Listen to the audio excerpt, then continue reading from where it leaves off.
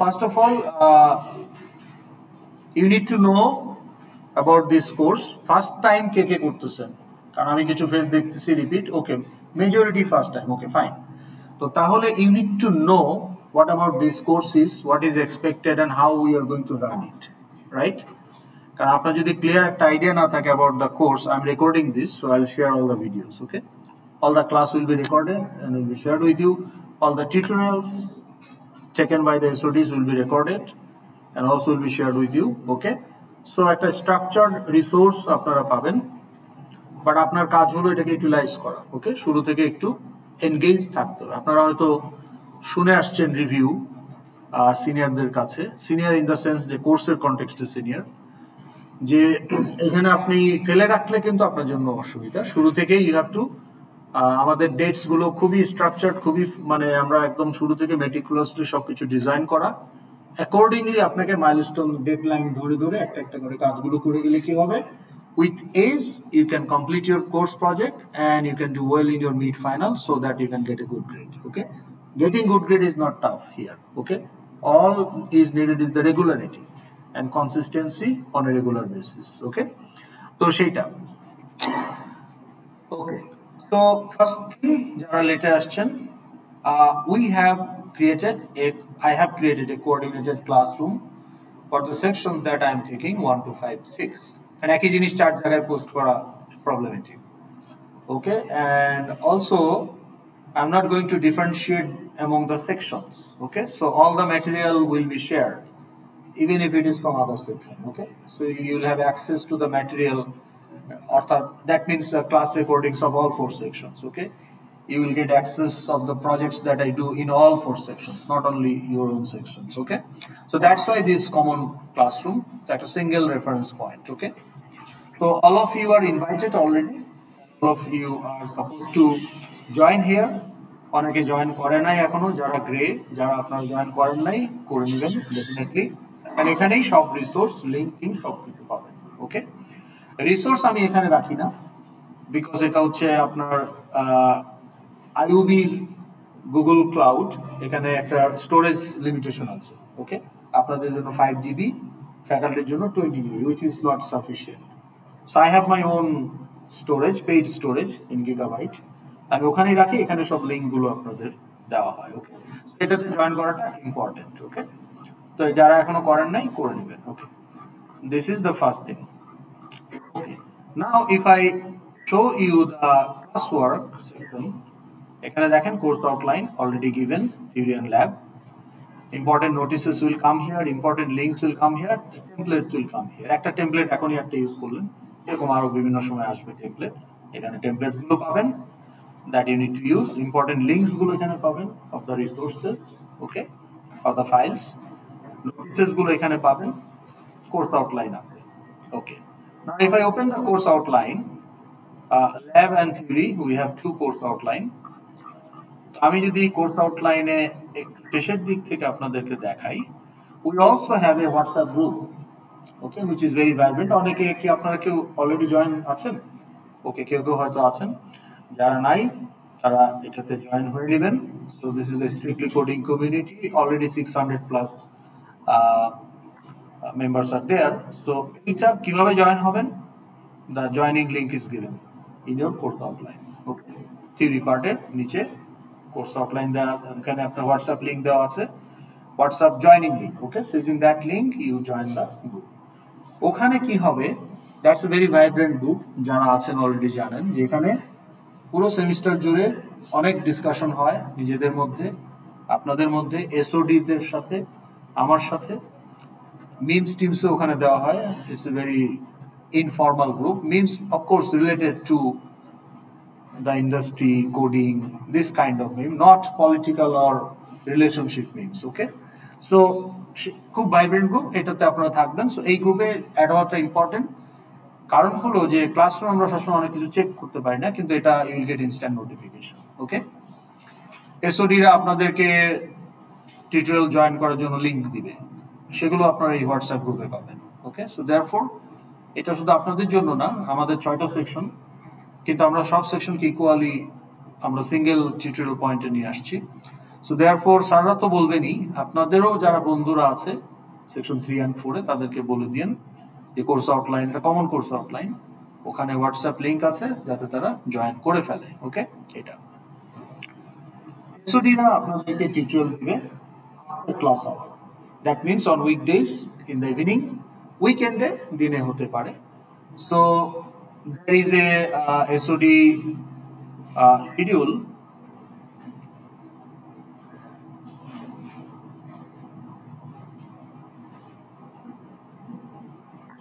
SOD tutorial schedule.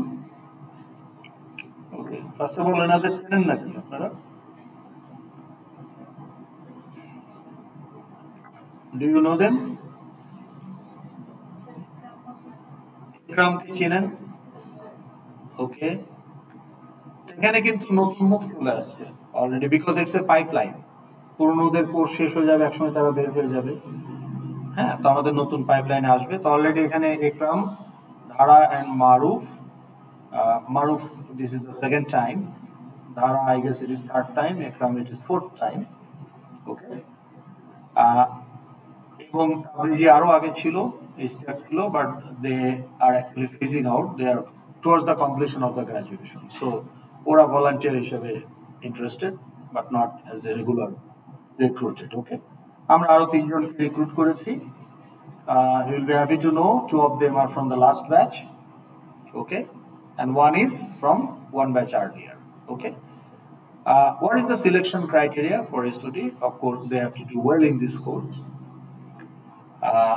and also academically তাদের যে related course যেগুলো আছে, CSC 1-1, data structure, okay, you know the coding related যেগুলোতে code করতে হয়, ওই জায়গাগুলোতে তারা স্ট্রং। ওকে, তো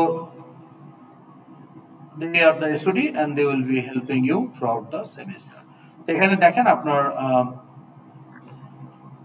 ওদের টিউটোরিয়াল সেশন গুলো দেওয়া আছে 3 hours per week, তাহলে আপনাদের 6 জন SOD থেকে আপনারা 18 ঘন্টা টিউটোরিয়াল পাচ্ছেন এভরি উইক। ওকে, অলমোস্ট এভরিডে, এক্সেপ্ট উইক করে নাই, হয়তো ক্লাস বেশি আছে ওদের ওই কারণে। তাহলে দেখেন আপনার এই যেমন for example Ikram, instead of 3 hours in a single slot, ও ডিসাইড করলো কি যে থার্সডেতে he decided to give 1.5 hour 10 PM to 11:30 and also on Saturday. ওকে, তাহলে তার 3 ঘন্টা। আবার লেটস সে ধারা ওয়েডনেসডেতে 8:30 থেকে 11:30, একদিনে ওর 3 ঘন্টা। ওকে, সো মারুফ, ওকে, ফ্রাইডেতে 8:30 to 11:30, 8 to 11। ওকে, তো এইভাবে আপনাদের আবার তাওসিয়া 1.5 ঘন্টা করে 2 দিন নিয়েছে। Okay, Thursday and Friday. Okay, so this is basically tutorial, আর তাবরিজি ভলান্টিয়ার হিসাবে একটা আরো 2 ঘন্টা আপনারা পাবেন ফ্রাইডেতে। ওকে, 5টা থেকে 7টা। So lot of support. এখন কিছু চেঞ্জেস কিন্তু আমরা নিয়ে এসেছি, because we always try to improve our course from our side. আপনাদেরকে আমরা শুধু প্যারা দেওয়া আমাদের উদ্দেশ্য না, উদ্দেশ্য হলো প্যারা থেকে যাতে মানে ভালো কিছু হয়। তাহলে দাগ লাগলে যেমন ভালো কিছু হলে দাগ লাগা ভালো, অ্যাড আছে ডিটারজেন্টের অ্যাড, তো সেরকম প্যারা থেকে যদি ভালো কিছু হয় তাহলে প্যারা ভালো। তো এখানে বেসিক্যালি পেডাগজিটাকে আরো কত, অ্যান্ডারগ্রজিটাকে আরো কত এফেক্টিভ করা যায়, আরো কত আপনারা এখান থেকে বেনিফিটেড হতে পারেন, যাতে সবাই ভালো রেজাল্ট করতে পারেন। এবং রেজাল্ট করাটা হচ্ছে বাই প্রোডাক্ট, উদ্দেশ্য হলো শেখা, আপনাকে স্কিল ডেভেলপ করতে হবে। If you are in law school, আপনার LLB রেজাল্ট সিজিপিএ খুব খারাপ, আপনি একটা ভালো বাইরে কোথাও আপনি আপনার ব্যারিস্টারি বা হায়ার স্টাডিজের জন্য অ্যাডমিশন পেতে ডিফিকাল্ট হবে। সোশ্যাল সায়েন্সের কথা চিন্তা করেন, তো আমাদের ফিল্ড এমন একটা ফিল্ড, সিজিপিএ ভালো, ইউ হ্যাভ স্কিল, শোনায় সোহাগা, গুড, বাট সিজিপিএ কোনো কারণে কিছু কোর্স খারাপ হয়ে গিয়েছে, এইটা নিয়ে জীবন ধ্বংস হয়ে যাবে এরকম ভাবার কোনো কারণ নাই। কারণ আমাদের ফিল্ডে, if you are in the industry, আপনি যদি একাডেমিক্সে যেতে চান আমাদের মতো, তাহলে কথা আলাদা, সেখানে আপনার একাডেমিক্স রেজাল্ট ভালো থাকতে হবে, স্কিল থাকতে হবে, কিন্তু তার থেকে আরো বেশি যেটা থাকতে হবে যে how you can disseminate information, how you can connect with student. মানে আমি জানলেই তো হবে না, আপনাকে সেটা জানাতে বোঝাতে পারতে হবে, এটা একটা different skill.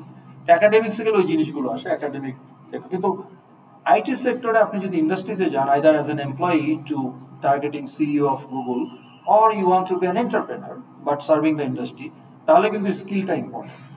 Skill matter more than your CGPA. আপনি যদি আপনার পোর্টফোলিও তৈরি করতে পারেন গিটহাবে ভেরি স্ট্রং, হ্যাঁ, তাহলে কিন্তু আপনার সিজিপিএ যদি একটু খারাপ থাকেও, it's okay. Nobody is paying you for your CGPA. They're paying you for your skill and service, right? তো যেটা আমাদের সেক্টরে খুব ইম্পর্টেন্ট। তো যার কারণে আপনাকে আসলে স্কিল ডেভেলপ না করার কোনো বিকল্প নাই, ইউ হ্যাভ টু। ওকে, এখন স্কিল ডেভেলপ করবেন সেটা আসলে বিষয়টা এমন, এটা human instinct. If I am not get push, very few people actually self-motivated. But we need to be, most of us need to be regulated, okay, by the structure, okay. Self-regulated, self-motivated, 5%. The 5% is an exception, it's not an example. Example is always with the majority. তাহলে আমাদের মেজরিটিকে কিন্তু আসলে push করতে হয়, right? তো যাতে করে আমি এখান থেকে স্কিল ডেভেলপ করতে পারি। এই কোর্সের মেইন অবজেক্টিভ কিন্তু টু ডেভেলপ দ্য স্কিল, যেটা আপনার অন্যান্য হায়ার কোর্স আপনাকে লং রানে হেল্প করবে to develop skill those courses and also do well সাইমultaneously। And eventually আপনি যখন ইন্টার্নশিপ খুঁজতে যাবেন, if your focus is on industry not academics, future career, তাহলে কিন্তু আপনাকে একটা ভালো জায়গায় ইন্টার্নশিপ করাটা খুবই ইম্পর্টেন্ট।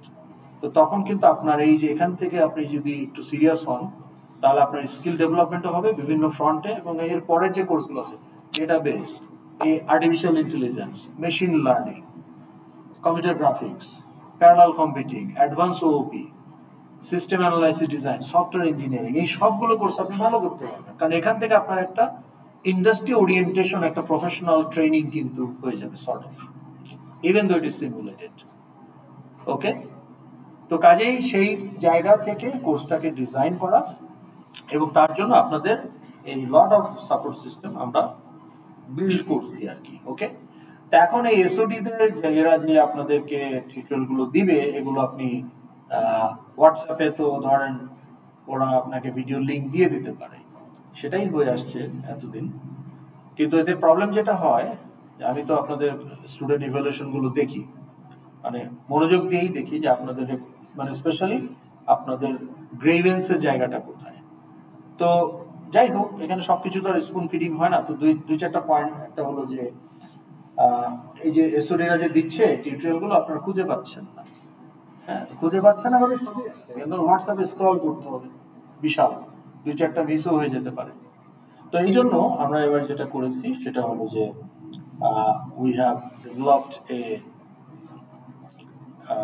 সেন্ট্রালাইজড রিপোজিটরি লিঙ্ক, যেখানে আপনি ঢুকলে সবকিছু পাবেন, যেটা আপনার কোর্স আউটলাইনে দেয়া আছে। Let me show you. So this is your course outline. এখানে যদি আপনি যান, ক্লিক করেন, তাহলে আপনার এইটা ওপেন হবে। এখানে ইউল সি ডেট ওয়াইজ কে টিউটোরিয়াল দিল। ওকে, you can see the এইটা হচ্ছে আমার রিড অনলি ভার্সন, যেটা আপনারা পাবেন। আমি যদি আপনাকে এডিট ভার্সনটা দেখাই, তাহলে ধরেন এখানে কে টিউটোরিয়াল দিচ্ছে, কবে হলো, টপিকটা কি, টিউটোরিয়ালের ভিডিও লিঙ্ক, এবং ওই টিউটোরিয়ালে যদি এসওডি কোনো প্রজেক্ট করে থাকে, তাহলে সেই প্রজেক্ট আমরা আবার ইন্ডিভিজুয়ালি জিপ ফাইল না দিয়ে, এটা আমরা গিটহাব একটা রেপো তৈরি করবো আমরা টিউটোরিয়ালের জন্য, ওখানে সব থাকবে। তো তাহলে আপনি যখন এইখানে ঢুকবেন, সবসময় at a glance you will see what are the resources generated by the SODs. ফ্যাকাল্টিটা তো থাকবেই, ওটা আলাদা থাকবে, এখানে গেলে আপনি এসওডিটাও পাচ্ছেন। Make sense? তো এইটা হচ্ছে আপনাদের জন্য সাপোর্ট সিস্টেম। এসওডি যারা আছে সবাই এখানে প্যাশনেট, তারা এখানে পয়সার জন্য এসওডি হইতে আসে নাই, আউট অফ প্যাশন এটা আসছে। দুইটা বেনিফিট, একটা হচ্ছে সিভিতে তারা লিখতে পারবে এসওডি, প্লাস তাদের স্কিলটা শার্পেন হবে। পড়াইতে গেলে কিন্তু নিজের গ্যাপগুলো ফিল আপ হয়। হ্যাঁ, আপনি যখন গ্রুপের মধ্যে যে একটু ভালো বুঝে, সে যদি ওইটা আর পাঁচজনকে বুঝায়, দেখবে যে তার কনসেপ্ট সে বেশি বেনিফিট। সেটা তো মানে অনেকে ভাবে না যে আমি কেন বলতে যাবো, আমি তো পড়ে ফেলছি, ওকে কেন বলতে যাবো, আমি একাই ভালো। এটা হিউম্যান, এটা হয় অনেকের ক্ষেত্রে। কিন্তু আলটিমেটলি আপনি নিজেই বেনিফিটেড হবেন more, because you will have crystal clear idea about that. Okay, তাহলে এটা গেল। এখন আমরা আসবো যে আমাদের এই কোর্সটা আসলে কি কি, এটার অবজেক্টিভ এক্সপেকটেশন কি, কিভাবে আমরা কি করতে চাই। তো সেখানে যাওয়ার আগে আপনারা আমাকে একটু বলেন যে আপনারা কি এই টার্মটা শুনেছেন, পিএলও বা পিও, এই ওয়ার্ড শুনেছেন কোথাও? ওকে, এটা মানে হচ্ছে প্রোগ্রাম লার্নিং আউটকাম বা program outcome in short. What does that mean? আমাকে একটু বলতে পারবেন এটা দিয়ে কি বোঝানো হচ্ছে? এই জিনিসগুলো আপনাদের বোঝাটা জরুরি, কারণ এখন এখন আপনার ডাটা স্ট্রাকচার পর্যন্ত ইটস ওকে, একাডেমিক চিন্তা ভাবনা শিখবো, কিন্তু এখন আপনি শিখবেন এবং you are also trying to simulate that as a professional representing industry simulation. তাহলে আপনার একটা ইন্ডাস্ট্রি ওরিয়েন্টেশন হবে, একটা প্রফেশনাল আউটলুক এখান থেকে শুরু হবে এই কোর্স থেকে। তো কাজে এই জিনিসগুলো একটু জানা দরকার। তো what do mean by PLO বা প্রোগ্রাম লার্নিং আউটকাম? বলেন, কেউ আপনি শুনেছেন? বলেন।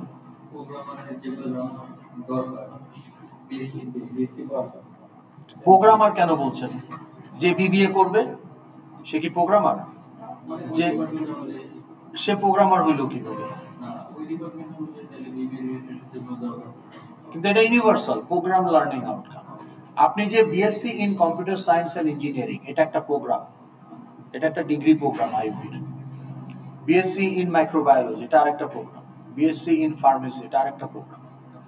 তাইলে প্রোগ্রাম ক্যান ভ্যারি, কিন্তু এখন যেটা বলা হচ্ছে গ্লোবালি যে আমি একটা ডিগ্রি করলাম, ডিগ্রি নেওয়ার জন্য করলাম, ন্যাশনালে যেটা হয় অনেক ক্ষেত্রে কলেজেই যায় না ঠিক মতো। তেজগাঁ কলেজে ভর্তি আছে, সে হয়তো একটা ব্যবসা করে, কিন্তু সে তেজগাঁ কলেজে ভর্তি হয়ে আছে, তার একটা অনার্স ডিগ্রি দরকার, একটা মাস্টার ডিগ্রি দরকার। ক্লাস করে না, ওই ফি দিয়ে শুধু পরীক্ষা দেয়, পরীক্ষার সময় সেলফ স্টাডি করে।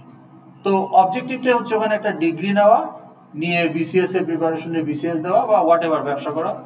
তো ওখানে কিন্তু আসলে আপনার যে অবজেক্টিভ, যে আউটকাম বেসড এডুকেশন, যেটা যে আপনার এই ডিগ্রিটা থেকে একটা আউটকাম থাকতে হবে মেজারেবল, যেটা আপনাকে বেনিফিট করছে। তো সেটা যদি না হয় তাহলে এই যে টাকা পয়সা ওয়েস্ট করে তো লাভ নাই। এই জন্য গ্লোবালি এটা অনেক রিসার্চ করে, অনেক ট্রায়াল অ্যান্ড এররের মাধ্যমে এই ফ্রেমওয়ার্কটা দাঁড় করানো হয়েছে। ইটস নট যে আইবির মাথা থেকে আসছে, নো, ইটস গ্লোবাল ফেনোমেনা। যে এখন আমাদের ডিগ্রিগুলোকে আরো এফেক্টিভ করার জন্য it should be outcome based. So তার মানে আউটকাম, কি আউটকাম? আপনি BSc computer science and engineering করে কি আউটকাম, আপনি প্রোগ্রাম থেকে কি আউটকাম আপনি পেতে চান? তো এইটার জন্য জেনারেলাইজড কিছু পিএলও বা পিও ঠিক করা আছে ইন্টারন্যাশনালি। ওকে, অ্যাক্রেডিটেশন কাউন্সিল, ওকে, অ্যাবেট, ওয়াশিংটন অ্যাকর্ড, এখান থেকে এগুলো ঠিক করা আছে 12টা। ওকে, এনি প্রোগ্রাম, সেটা BSc in computer science engineering হোক, অথবা ফার্মেসি হোক, অথবা অ্যানথ্রোপোলজি হোক, যে কোনো প্রোগ্রাম থেকে একটা স্টুডেন্ট যখন বের হবে, অ্যাজ এ আউটপুট তার মধ্যে এই 12টা কোয়ালিটি থাকা দরকার।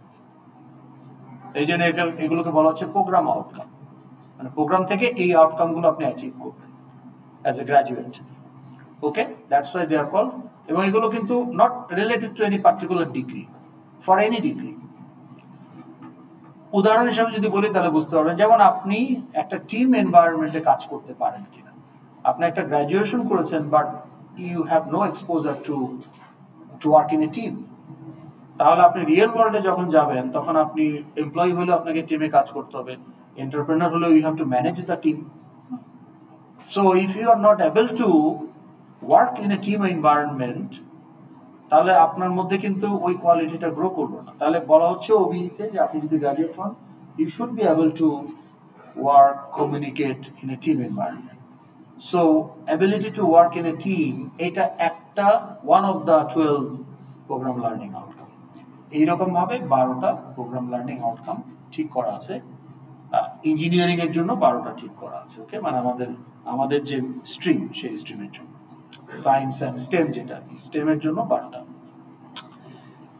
এখন কথা হলো যে এই 12টা আউটকাম আপনি কিভাবে অ্যাচিভ করবেন? আপনি তো আইবিতে ভর্তি হয়েছেন, 4 বছর পরে এই 12টা আউটকাম আপনি অ্যাচিভ করলেন কি না, কিভাবে অ্যাচিভ করবেন?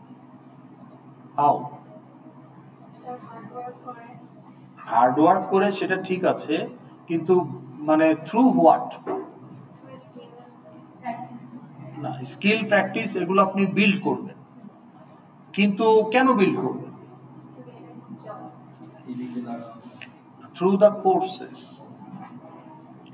কোর্সের মাধ্যমে আপনি এই 12টা আউটকাম অ্যাচিভ করবেন, কিন্তু কোনো একটা কোর্স থেকে তো আপনি 12টার সবগুলো অ্যাচিভ করবেন না, কারণ এক এক কোর্সের ক্যারেক্টারিস্টিক ডিফারেন্ট, এক একটা কোর্সের অবজেক্টিভ ডিফারেন্ট। তাহলে আপনি যে 30-40টা কোর্স করলেন, এই 30-40টা কোর্স করার পরে কালেকটিভলি আপনি হয়তো এই কোর্স থেকে 3টা পিও লোকে অ্যাচিভ করার জন্য আপনি বেনিফিটেড হয়েছেন, ওই কোর্স থেকে হয়তো অন্য 2টা পিও লো অ্যাচিভ করার জন্য আপনি বেনিফিটেড হয়েছেন। এইভাবে সবগুলো কোর্স যখন করে ফেলবেন, তখন দেখা যাবে যে আপনার 12টা পিওলোই আপনি কোনো না কোনো কোর্স বা মাল্টিপল কোর্সেস থেকে আপনি সেই আউটকামটা অ্যাচিভ করেছেন। So your degree is awarded. তো তাহলে এই programme learning outcome will be achieved through courses, but course has their own outcomes, own learning outcome. তো সেটা হচ্ছে সিএলও। তাইলে আমার যে কোর্স অবজেক্ট ওরিয়েন্টেড প্রোগ্রামিং, এই কোর্সের যে স্ট্রাকচার বা নেচার, সেটার উপর ভিত্তি করে আমাদেরও কিছু কোর্স লার্নিং আউটকাম আছে। এই সিএসসি 213 উইথ ল্যাব আপনি যদি কমপ্লিট করেন, তাহলে এই আউটকামগুলো আপনি অ্যাচিভ করার দিকে আগায় গেলেন বা করলেন। ঠিক আছে? তাহলে আমাদের এই কোর্সে 6টা কোর্স লার্নিং আউটকাম আছে, 3টা related to theory part, concept building etcetera, আর 3টা রিলেটেড টু হাতে কলমে কাজ করা, অর্থাৎ আপনার project building, project related activity সব হচ্ছে হ্যান্ডস অন ওয়ার্ক। তাহলে ওখানে আমার যে আউটকামগুলো আমরা আপনাদের মধ্যে এক্সপেক্ট করি, সেগুলো 3টা পিএলওকে সাপোর্ট করে, আর এই থিওরির জন্য আমরা 3টা আউটকাম ডিফাইন করেছি, সেগুলো আরো 3টা পিএলওকে সাপোর্ট করে। তাহলে আমাদের এই কোর্স থেকে আসলে আমরা 12টার মধ্যে 6টা পিএলওকে সাপোর্ট দিচ্ছি। এখন এই কোর্স থেকে একটা পিএলওকে সাপোর্ট দেওয়া মানে এই না যে ওই পিএলওর সবকিছু আপনি এই কোর্স থেকে অ্যাচিভ করছেন। ওই পিএলওর জন্য হয়তো 213 থেকে আপনি কিছু বেনিফিটেড হয়েছেন, ডাটাবেস থেকে হয়তো আপনি আরেকটু বেনিফিটেড হয়েছেন, এরকম 3-4টা কোর্স থেকে ওই পিএলওতে আপনি বেনিফিটেড হয়েছেন। সো ওভারঅল ওই জায়গাটাতে আপনার স্ট্রং। যেমন টিম ওয়ার্ক, এটা এই কোর্সও আপনি করছেন, সিস্টেম অ্যানালাইসিস ডিজাইন কোর্সও করছেন, সফটওয়্যার ইঞ্জিনিয়ারিং করছেন, ডাটাবেসও করছেন। তাহলে ওই পার্টিকুলার পিএলও টিম ওয়ার্ক, ওটা কিন্তু এই 4-5টা কোর্স থেকে আপনি সাপোর্ট পাচ্ছেন। So as a result, আপনি ওভারঅল যখন ডিগ্রিটা হচ্ছে, now you are familiar, comfortable how to work in a team in spite of the difference of opinion among the team members. Difference of opinion থাকলে তো আমি ফেলে দিতে পারবো না টিম মেম্বার, আমাকে ওটাকে ম্যানেজ করেই কাজ করতে হবে, যেটা আপনাদের এখানেও হবে। তো প্রবাবলি আপনারা হয়তো টিম ওয়ার্কের দিস ইজ দ্য বিগিনিং। তো আপনার কাছে পরবর্তী কোর্সের থেকে এই কোর্সে হয়তো যেটা একটা নতুন, it might looks like unfamiliar, it might look sometimes uncalled for, চাপাই দিছে, কেন কি দরকার, বিলিভ মি বেনিফিট আপনার পরের কোর্সগুলোতে পাবেন। ওকে, পরের কোর্সগুলোতে প্রবলেম কম হবে বা হবে না, কারণ ইউ আর অলরেডি ফ্যামিলিয়ার। কিন্তু এই কোর্সে আসার আগে আপনি হয়তো টিম ওয়ার্ক করেন নাই, প্রবাবলি সিএসসি 1-1 এর টিম ওয়ার্কের কিছু নাই, 2-3-তে I don't know, probably not, সবই যা করছেন নিজে করছেন, অ্যাসাইনমেন্ট টিম ওয়ার্ক বলে কিছু ছিল না। তো তাইলে this is the first time for team work. So কাজে এটা নিয়ে অত ওভারহেলড হওয়ার কিছু নাই, make it as a normal thing, it's going to be in many courses down the line. Okay, আচ্ছা, এখন আমরা যদি আমাদের কোর্স আউটলাইন দেখি, এখানে আপনি এগুলো হচ্ছে কোর্স কন্টেন্ট, এগুলো নিয়ে আমি এখন কথা বলতে চাচ্ছি না, আপনারা পড়ে নিন, কোনো কনফিউশন বা ক্লারিফিকেশন থাকলে আমাকে জিজ্ঞেস করেন, আমি জাস্ট সিও গুলো বলতেছি। হ্যাঁ, তাহলে আমাদের এখানে যে 3টা কোর্স লার্নিং আউটকাম দেখেন, student will be able to understand the object oriented concepts, অর্থাৎ অবজেক্ট ওরিয়েন্টেশনের যে কোর কনসেপ্ট সেটা আপনি জানবেন। জানাটাই শেষ কথা না, আপনি ডিসিশন নিতে পারবেন যে কখন আমাকে অবজেক্ট ওরিয়েন্টেশনে যেতে হবে।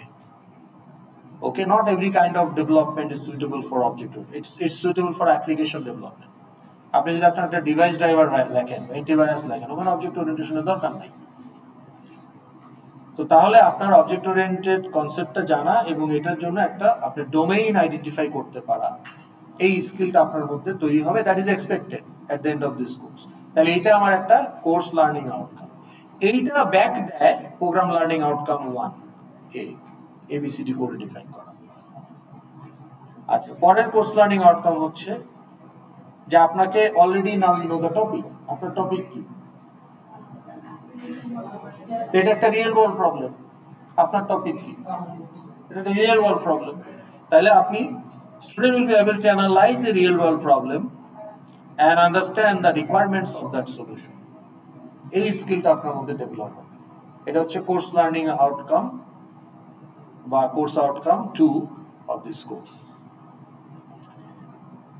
এখন আপনাকে বলা হলো, ধরেন আপনারা 4 জন একটা আইটি কোম্পানিকে রিপ্রেজেন্ট করেন, বিজিআইটি বা দোহাটেক বা সাউথটেক, ওকে, টাইগার আইটি, বাংলাদেশের টপ একটা কোম্পানিকে আপনারা রিপ্রেজেন্ট করেন সফটওয়্যার ডেভেলপমেন্টে। আপনারা এখন একটা কন্ট্রাক্ট পেলেন ইউএস বাংলা থেকে এয়ারলাইন্সের জন্য একটা অ্যাপ ডেভেলপ করার জন্য, অথবা আইবি আপনাদেরকে বললো আইরাসের মতো একটা বানায় দেন। আইরাস নাই ধরেন, বললো আমাদের একটা অ্যাপ দরকার, ইন্টিগ্রেটেড অ্যাপ দরকার ফর দ্য ইউনিভার্সিটি।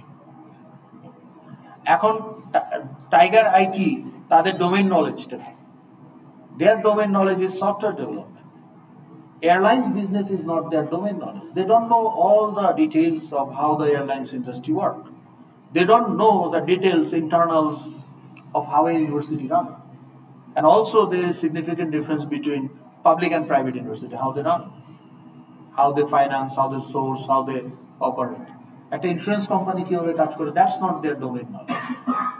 তাহলে আপনি যখন একটা কন্ট্রাক্ট পেলেন একটা ক্লায়েন্টের থেকে একটা অ্যাপ্লিকেশন ডেভেলপমেন্টের জন্য, ইউ নিড টু, আপনি ওই সলিউশন দিবেন কিভাবে, আপনার তো জানাই নাই যে এটা কিভাবে কাজ করে, that's not your domain knowledge. তাহলে আপনাকে এখন ক্লায়েন্টের সাথে বসতে হবে, ইন্টারভিউ করতে হবে, কোশ্চেনিয়ার করতে হবে, তাদের ম্যানুয়ালস দেখতে হবে, ওয়ার্কিং প্রসিডিউর জানতে হবে। এইসব করে করে আপনাকে এই যে অ্যাপ তার রিকোয়ারমেন্ট কি এটা আপনাকে বের করে নিয়ে আসতে হবে। So itself is a process, lengthy process, requirement analysis বলে এটাকে ইন্ডাস্ট্রির ভাষায়। তাহলে আপনি এই রিকোয়ারমেন্ট অ্যানালাইসিসটা যদি করতে না পারেন, এখানে design the application and eventually can also implement.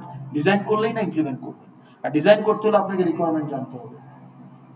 তো তাহলে এটা খুব ইম্পর্টেন্ট একটা part to start the development, যে রিকোয়ারমেন্ট অ্যানালাইসিস করতে পারেন। তো সেটা আপনি এক্সপেক্টেড যে এই কোর্সটা করলে আপনি সেটা করতে পারবেন। So it is a course outcome 2। Course outcome 3 হলো যে আপনি যে অ্যানালাইসিস করলেন সেই অ্যানালাইসিসের উপর ভিত্তি করে আপনি এখন একটা সিস্টেম ডিজাইন তৈরি করবেন, এবং সেই সিস্টেম ডিজাইন এবং অ্যানালাইসিসটাকে উপর ভিত্তি করে আপনি আবার সেটাকে ইমপ্লিমেন্টও করবেন। So you will deliver a product at the end of the day. তাহলে এটাও expected, which is your final project submission. তো তাহলে এই তিনটা হচ্ছে আমাদের কোর্স লার্নিং আউটকাম ব্রডলি, ঠিক আছে, যেটা আপনি এই কোর্সটা করলে ইট ইজ এক্সপেক্টেড। এবং এগুলো এই যে আমাদের এই পিও আমরা একটা ওয়ার্ডও টাচ করতে পারবো না, ইট ইজ ডিসাইডেড, ওকে। তাহলে পিও হচ্ছে ইঞ্জিনিয়ারিং নলেজ, PO2 হচ্ছে প্রবলেম অ্যানালাইসিস করতে পারা, PO3 মোটা দাগে ডিজাইন ডেভেলপমেন্ট অফ সলিউশন। আমরা কিন্তু আমাদের এই তিনটা অবজেক্টিভকে খুব সুন্দরভাবে এই তিনটা পিওর সাথে কানেক্ট করতে পারি। ল্যাবে যদি যাই, ল্যাবেও সেরকম আমাদের তিনটা কোর্স কোর্স আউটকাম কি হবে এটা up to us as the coordinator বা moderator. It was my responsibility to define the course outcomes, consulting with other colleagues. Okay, আমরা এটা ডিফাইন করেছি, তো যেটা বেস্ট মনে হয়েছে। তাহলে এখানে আমরা যেটা করেছি ল্যাবের পার্টে, আমরা এটাকে বলছি lab CO1, lab CO2, lab CO3। এভাবে বলার কারণ হলো এটা আসলে একটা ইন্টিগ্রেটেড কোর্স, 4 ক্রেডিটের, কিন্তু officially it's a 3 credit course, it's a 1 credit course. তো যার কারণে আমাদের গ্রেড শিটে কিন্তু CO1, CO2, CO3, CO4, CO5, CO6, CO4 হচ্ছে ল্যাব CO1, CO5 হচ্ছে ল্যাব CO2, CO6 হচ্ছে ল্যাব CO3। তাহলে ল্যাব CO গুলোকে কি বলা হচ্ছে, এখন হচ্ছে হাতে কলম, এটা তো ল্যাব। তাহলে student will be able to use object oriented programming language, APIs and frameworks and online design tools for object oriented based application development. তাহলে আপনি এই যে এপিআই ফ্রেমওয়ার্ক টুলস এগুলো আপনি ইউজ করতে পারবেন ফর দ্য ডেভেলপমেন্ট। এইটা একটা এক্সপেক্টেড আউটকাম। আচ্ছা, যদিও এটা 1 ক্রেডিটের জন্য বলা হচ্ছে, আসলে 4 ক্রেডিট থেকে এটা আসবে। আচ্ছা, তারপর একটা কি, student will be able to work in a team environment develop the application, which is true. It is expected. তাহলে এখানে হাতে কলমে আপনাকে টিমে কাজ করতে হবে। Student will be able to demonstrate their progress. এখানে দেখেন আপনার কমিউনিকেশন, এই জিনিসগুলো করতে হলে রিকোয়ারমেন্ট অ্যানালাইসিস টিমের মধ্যে কমিউনিকেশন লাগবে, ডেমনস্ট্রেট করতে গেলে আপনি প্রেজেন্টেশন দিবেন। হ্যাঁ, তাহলে এইটা হচ্ছে কমিউনিকেশন পার্ট। ওকে, তো তাহলে দেখেন আমরা এই তিনটাকে রিলেট করেছি, modern use of tools, okay, teamwork, communication. Very crystal clear. Okay, well thought, well design, এটা অনেক সময় দিয়ে করেছি যাতে করে আমরা আমাদের কোর্সটাকে একটা এফেক্টিভ। তাহলে এই আউটকামগুলো ডিফাইন করার উদ্দেশ্য কি, যে একটা আইডিয়া, আমার যাতে একটা ধারণা থাকে, not only as a faculty, student হিসাবে আপনারও যাতে ধারণা থাকে যে এই কোর্স থেকে কি expected, what characteristics, qualities are expected to achieve at the end of this course, okay, up to some degree. এখন এটাকে আউটকাম বেসড এডুকেশন বলার উদ্দেশ্য হলো এই যে আউটকাম তখনই outcome when it is measurable। তাহলে এই আউটকামটাকে মেজার করতে পারতে হবে, তার মানে there should be associated numbers of your achievement. Team ওয়ার্কে আপনি আসলে কতটুকু অ্যাচিভ করতে পারলেন, দ্যাট শুড বি মেজারেবল। আপনি কমিউনিকেশন, টিম কমিউনিকেশনে বা ফ্যাকাল্টির সাথে টেক ফেস্টে আপনি কমিউনিকেট করছেন, ওইখানে আপনি কতটুকু অ্যাচিভ করলেন, ঠিক আছে, টুল ইউজ করার ক্ষেত্রে আপনি কতটুকু অ্যাচিভ। তাহলে all this outcome need to be measurable. তার মানে আপনার যে ইভ্যালুয়েশনটাকে অ্যাকচুয়ালি, আপনার যে 100 মার্কের ইভ্যালুয়েশন, এটাকে আসলে ভাগ করা হয়েছে to measure the outcomes, CO. এই 6টা সিও মেজার করার জন্যই আপনার ইভ্যালুয়েশন প্রসেসটাকে সাজানো হয়েছে, সো দ্যাট আমরা দিন শেষে আমাদের রিপোর্টে বলতে পারবো যে আমার এই কোর্সে কোহর্ট, আমার 6টা section 250, cohort size 250, among those 250 these are the 6 program learning outcomes, and these program learning outcomes are achieved, these we could not achieve. Okay, তাইলে একটা কোর্স লার্নিং আউটকাম অ্যাচিভ হইলো কিনা কিভাবে বুঝবো? আপনি ইন্ডিভিজুয়ালি অ্যাচিভ করতে পারেন, কিন্তু আমার এই কোর্স অ্যাচিভ করলো কিনা সামার 24-এ, এইটা কিন্তু আসলে আমার যদি 50% স্টুডেন্ট একটা পিও পাস না করে, মানে পিও পাস করলেন আপনি, ধরেন আমাদের 50% মার্কস পেলে, ধরেন 45-এ পাস মার্ক, তাই না? তাহলে আপনি 45 পেলেন, যেই কম্পোনেন্টগুলো CO1 এর সাথে রিলেটেড, সেই কম্পোনেন্টে আপনি এভারেজে 45% পেয়ে গেছেন, তার মানে ইউ পাসড CO1। তা আপনি ধরেন 6টা সিওতেই 45 এর বেশি পাইছেন, আপনি ধরেন A- গ্রেড পাইছেন, তাহলে ন্যাচারালি আপনি সবগুলোতেই ভালো করছেন। তাহলে অ্যাজ এ ইন্ডিভিজুয়াল আপনি কিন্তু সবগুলো পিও পাস। কিন্তু আমার 250 স্টুডেন্টের মধ্যে ধরেন 150 স্টুডেন্ট PO1-এ 45 এর নিচে পাইছে, হয়তো এদের মধ্যে অনেকে পাস করছে টোটালে, কিন্তু ওই পার্টিকুলার পিওতে তাদের 45% আসে নাই, তারা ওই পিওতে ফেল। তাইলে আমার 150 স্টুডেন্ট যদি একটা পিওতে ফেল করে, তাহলে আমার কি 50% স্টুডেন্ট ওই পিও অ্যাচিভ করতে পারছে? তাহলে আমি আমার রিপোর্টে আমি কি বলবো, যে in summer 24 that particular PO could not be achieved because only 37% student passed that PO, not 50%।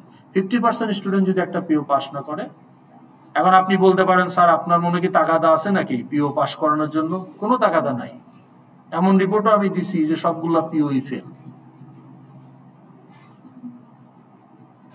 Individually অনেকে ভালো করছে যাদের করার, কিন্তু as a group 50% could not pass that PO। এরকমও হয়েছে যে আমার ধরেন এটা কোর্সটা, এই আউটলাইনটাকে আমরা একটু রিভাইজ করেছি এবার, 6টা পিও আগে কম ছিল, ডিফারেন্ট ছিল।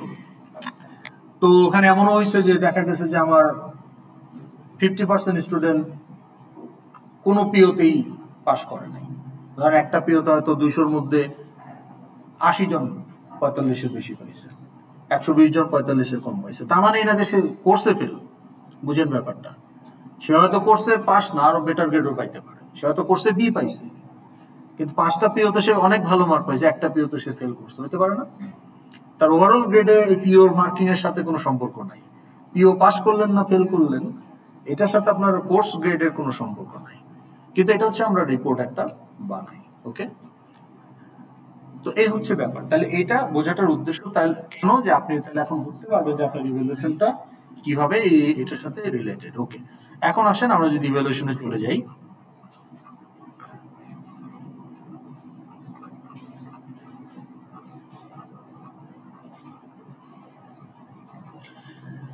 আপনাদের যে এই কন্টিনিউয়াস মানে পুরো সেমিস্টার আপনাকে অ্যাসেস করা হবে। Quiz is one of them, কারণ পুরো সেমিস্টার জুড়েই মাল্টিপল কুইজ নেওয়া হবে। আমরা 3টা নেই স্ট্যান্ডার্ড, তাহলে পুরো সেমিস্টারে ডিফারেন্ট পয়েন্ট অফ টাইমে আপনাকে 3টা কুইজ নেওয়া হবে। বেস টু কাউন্ট করবো 10%। তো কুইজ হচ্ছে আপনার ইঞ্জিনিয়ারিং নলেজ টেস্ট করা হচ্ছে। সো এটা CO1। যাক, আমি আর এই ব্যাখ্যায় ডিটেলসে যাচ্ছি না, না ইউ হ্যাভ দ্য আইডিয়া। ওকে, এই পরের গুলো হচ্ছে আপনার প্রজেক্ট কিন্তু পুরো সেমিস্টার জুড়েই আপনাকে ইভালুয়েট করা হবে। এই যে আজকে আপনাকে টপিক ধরায় দেওয়া হলো, ঈদের আগে তো আপনাকে মাইলস্টোন 1 সাবমিট করে যাইতে হবে। সেটাকে আমি আজকেই বলে দিব, যাতে আপনারা আজকে থেকেই ব্রেনস্টর্মিং করতে পারেন উইথ অ্যামং দ্য গ্রুপ। তাহলে আপনার এই প্রজেক্ট থেকে আপনি আসলে আপনার এই 30% মার্ক আসবে। এখানে বিভিন্ন এলিমেন্টে বিভিন্ন ধরনের সবগুলো ল্যাবের সবগুলো সিও এখানে থাকবে। তো এই 10 আর 30 40% হচ্ছে কন্টিনিউয়াস অ্যাসেসমেন্ট, আর ওয়ান টাইম অ্যাসেসমেন্ট হচ্ছে বাকি 60। সেটা হচ্ছে আপনার মিড আর ফাইনাল। এটা তো ওয়ান টাইম। তাহলে মিডে 20%, ফাইনালে 40%। এই দুইটা কিন্তু খুব গুরুত্বপূর্ণ। প্রজেক্ট নিয়ে মেতে থাকলেই হবে না, দেয়ার ইজ এ মিথ। এই মিথটা ভাঙা দরকার। আমি এসওডিদেরও বলছি এই মিথটা ভেঙে দিতে। অনেকে মনে করে যে আমার মডিফিকেশনের শেষে স্যার একটা ভাইবা নেয়, ওখানে ভালো করলে আমি ভালো গ্রেড পাবো। আরে ভাই, ওখানে ভালো করলে ভালো গ্রেড পাবেন কিভাবে? আপনার প্রজেক্টে 30, প্রজেক্টের একটা পার্ট হচ্ছে মডিফিকেশন। তো ওইটাতে ধরেন আপনি 3 বা 4 মার্ক যাই থাকুক, ওটা যদি আপনি পুরোটাও পান, আপনার গ্রেড তো 100-তে, তাহলে কি করে হবে? তাহলে আপনাকে এই ফাইনালে 40 মার্ক, ফাইনালে যদি আপনি 100-তে 40 পান, তাহলে আপনি আসলে ফাইনালে পাইলেন 40-এ 16, তাহলে তো আপনার 26 ছুটে গেল অলরেডি। মিডে যদি আপনি 40 পান, কথার কথা, তাহলে মিডে তো 20% মার্ক। মিডে 40, 100-তে 40 পাওয়া মানে ওখানে আপনি পাইলেন হলো 8, তাহলে ওখানে 12 ছুটে গেল। তাহলে 26 আর 12 কত? 38, 40 মার্ক আপনার কম। তাহলে 100 থেকে 40 যদি চলে যায়, মিড আর ফাইনাল খারাপ হওয়ার কারণে বাকি থাকলো 60। বাকিগুলো তো যদি আপনি 100% মার্কও পান, 60-এর বেশি তো না, তো 60-এর গ্রেড কি? What is the grade for 60 mark? C. তো তাহলে আপনি প্রজেক্টে খুব ভালো করছেন, কিন্তু এই মিথ হওয়ার পেছনে একটা কারণটা হলো এই যে প্রজেক্টে যে ভালো করবে, প্রজেক্টের এলিমেন্ট গুলো তো থ্রু আউট দ্য সেমিস্টার কাজ করতে হবে। যেমন আপনি এখন করবেন রিকোয়ারমেন্ট বের করবেন আপনার টপিকের জন্য প্রথম, তাহলে এই থ্রু আউট দ্য সেমিস্টার যদি আপনি প্রজেক্টে ভালো করেন, তাহলে আসলে মিড ফাইনাল ভালো না হওয়ার কারণ নাই, আনলেস ইউ প্রজেক্টের অংশটা আপনার প্লেজারাইজড যদি না হয়, নিজে যদি করেন এবং ভালো করেন, তাহলে আসলে মিড ফাইনালও ভালো না হওয়ার কোনো কারণ নেই। কারণ মিড ফাইনাল আসলে আমরা এক্সট্রা কিছুই করি না। প্রজেক্টে আপনি যে কাজগুলো করবেন লার্জ স্কেলে, সেটাই খুব মাইক্রো স্কেলে আপনাকে সামনে বসে করতে হয়। হ্যাঁ, আপনি একটা মিনি প্রজেক্ট সামনে বসে কোড করবেন, করে প্রজেক্টটা আপলোড করবেন, এটা আপনার মিড টার্ম, যেটা আপনার মূল প্রজেক্টে করতে হবে। আপনি সিস্টেম ডিজাইন করবেন না বেসড অন দ্য অ্যানালাইসিস, তাহলে ওই ডিজাইন করতে গেলে আপনাকে বিশাল ডায়াগ্রাম বানাইতে হবে, 4 জনে মিলে কমপ্লেক্স ডায়াগ্রাম। প্রজেক্টে সেটা খুব ভালো, তাহলে ফাইনালে আপনাকে একটা ছোট্ট একটা ডায়াগ্রাম ড্র করতে হবে হাতে কলম দিয়ে। তো তাহলে ওইটা যদি আপনি সত্যি সত্যি কন্ট্রিবিউট করে থাকেন, এটা ভালো না করার তো কোনো কারণ নেই। ফাইনালে আপনি হাজার হাজার লাইনের কোড লিখছেন, ফাইনালে আপনার সেকেন্ড পার্টে একটা ছোট একটা মিনি একটা প্রজেক্ট 1 ঘন্টার মধ্যে করা যায়, এরকম একটা প্রজেক্ট কোড করে আপলোড করবেন। তাহলে আপনি যদি ওখানে সত্যি সত্যি ভালো করে থাকেন প্রজেক্টের জায়গাগুলোতে, তাহলে এখানে ভালো না করার তো কোনো কারণ নাই, এটা হচ্ছে লজিক্যাল ডিডাকশন। ওকে, তো কাজেই প্রজেক্টটাতে শুরু থেকে একটু সিরিয়াস থাকেন, কিন্তু আবার এটা ভেবে নিয়েন না প্রজেক্ট মানেই আমার গ্রেড। প্রজেক্ট কিন্তু 30, আপনাকে মিড ফাইনালেও you have to earn. Okay, আচ্ছা এই কোশ্চেন যদি থাকে কারো বলেন।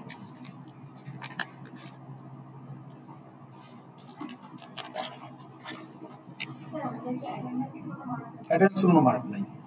আচ্ছা, এখন হ্যাঁ, এখানে একটা গুরুত্বপূর্ণ কথা আপনি রেজ করেছেন, সেটা হলো যে আমরা কিন্তু গ্রেড কার্ভ করে থাকি।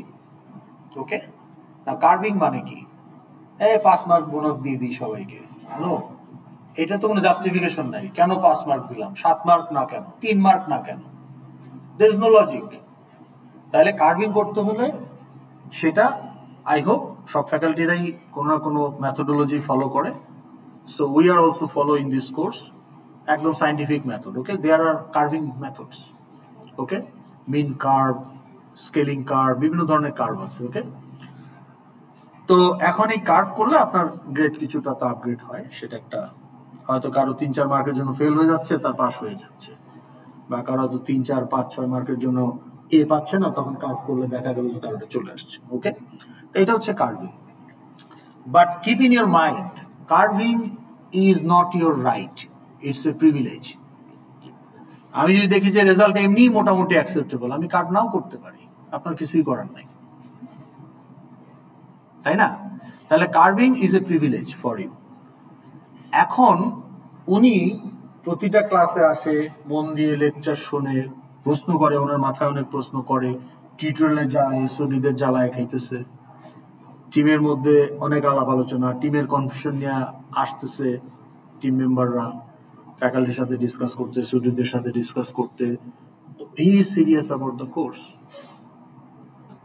আর আমি প্রতিদিন দুলতে 10 মিনিট 20 মিনিট লেটে আসি, এখন যদিও সেই সুযোগ বন্ধ। হ্যাঁ, কেন? লিফটে আটকায় গেছি। তো লিফট তো সবার জন্যই, লিফটে লেট হলে তো সবারই লেট, তাহলে আপনি একটু আগে বের হন।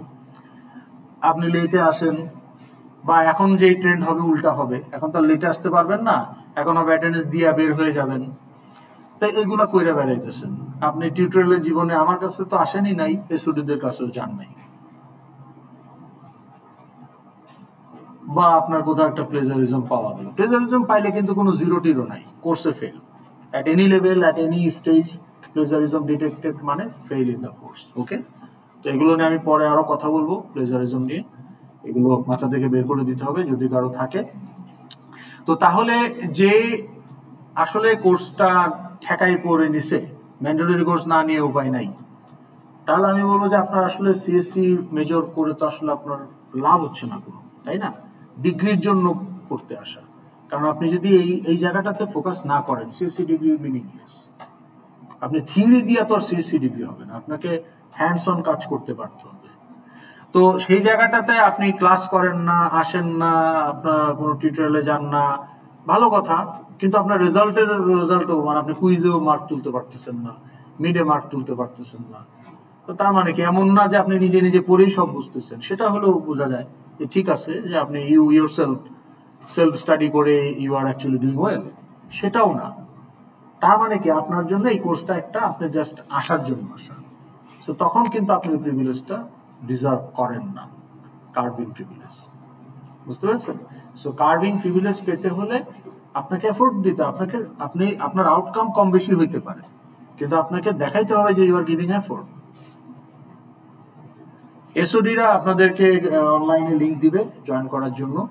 আমরা লাস্ট সেমিস্টার পর্যন্ত গুগল মিটে করতাম, বাট গুগল মিটের একটা লিমিটেশন হলো 100 জনের বেশি জয়েন করা যায় না।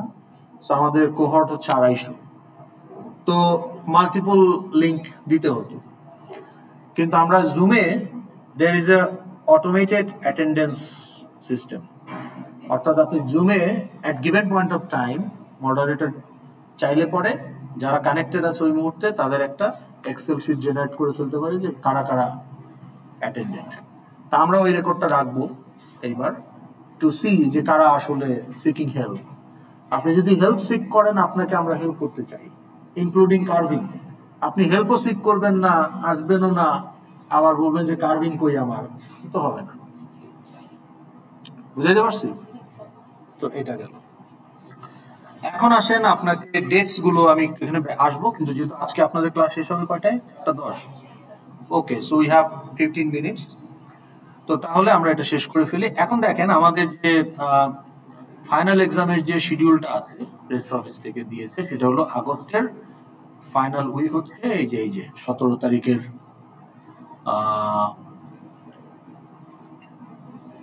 এটা তো সেপ্টেম্বর, এই স্যাটারডে থেকে, মানে যেহেতু আমাদের থার্সডে স্যাটারডে তো এখন ক্লাস হয়, তাহলে বেসিক্যালি এই 17 থেকে আপনার 22 পর্যন্ত হচ্ছে ফাইনাল এক্সাম উইক। তো যেহেতু আমাদের কোঅর্ডিনেটেড কোর্স সেম ডেতে হইতে হবে, তা আমরা আসলে আমাদের ফাইনালটা 17 তারিখে করে ফেলবো। স্লট কি হবে এটা ডিপার্টমেন্ট সেট করে দিবে, কারণ ওখানে টাইমিং এর একটা ব্যাপার থাকে, টাইম কনফ্লিক্ট, ওগুলো মিলিয়ে ডিপার্টমেন্ট আমাদের স্লট দিয়ে দিবে, আমরা 17 তারিখ নিব। ওকে গেল। এখন এই ফাইনালের 2 সপ্তাহ আগে টেক ফেস্ট হয়। সো টেক ফেস্ট সেই হিসাবে 3 দিন হলে 6, 7, 8, আর 2 দিন হলে 7, 8। এর মধ্যে আমাদের 213 এর টেক ফেস্টটা কবে পড়বে আমরা জানি না। ওয়ার্স্ট কেস 6 তারিখ যদি হয়, সেই হিসাবে 5 তারিখ হচ্ছে আপনার ফাইনাল প্রজেক্ট সাবমিশনের লাস্ট ডেট। আচ্ছা, এখন এইটা ফিক্স না। টেক ফেস্ট যদি আমাদের 213 8 তারিখ পড়ে, তাহলে আপনারা 7 তারিখ রাত পর্যন্ত দিতে পারবেন। অর্থাৎ টেক ফেস্টের আগে আপনার ফাইনাল প্রজেক্ট আপলোড করে দিতে হবে। ওকে, গ্রুপ প্রজেক্ট, নট ইন্ডিভিজুয়াল। এই যে আপনার টপিক, ওই প্রজেক্টটা। ওকে, এখন দেখেন আপনি গ্রুপ ফরমেশন হয়ে গেছে ফার্স্ট উইকেই, আজকে হয়ে গেছে, you know the topic already. এখন আপনাকে কি করতে হবে? ওই যে যেটা বললাম, সিও রিকোয়ারমেন্ট না বুঝলে আমি সলিউশন দিব কোত্থেকে? তাহলে এখন আপনার প্রথম কাজ হলো রিকোয়ারমেন্ট খুঁজে বের করা। এখানে একটু চেঞ্জ আছে এবার, সেটা হলো যে আচ্ছা, রিকোয়ারমেন্টটা যে বের করবেন, রিকোয়ারমেন্টের তো কোনো লিমিট নাই। এখন ধরেন একটা এয়ারলাইন্সের জন্য, let's say for Singapore airlines, you are going to develop an app. তাহলে এই অ্যাপটা কারা ব্যবহার করবে? Who will use this app? Normal people. Airlines এর পয়েন্ট অফ ভিউ থেকে তারা কারা? প্যাসেঞ্জার। আর কেউ ইউজ করবে না এই অ্যাপটা? সিঙ্গাপুর এয়ারলাইন্স এর অ্যাপ কি শুধু প্যাসেঞ্জাররা ইউজ করবে? কারা? তারা কারা? জেনারেলাইজড বললে তো হবে না, সবাই স্টাফ।